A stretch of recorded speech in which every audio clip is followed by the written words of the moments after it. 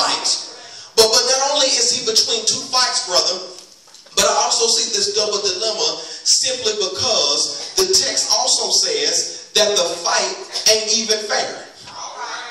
The fight is not even fair because the text says that he's bound with two chains.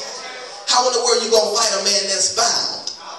He's bound with two chains. Now, when I read this part, I immediately thought about handcuffs, that they must have chained this brother hands together. You know about handcuffs. You know, like how they do on cops in First 48. You know, y'all know about First 48. They be in Birmingham like every other week.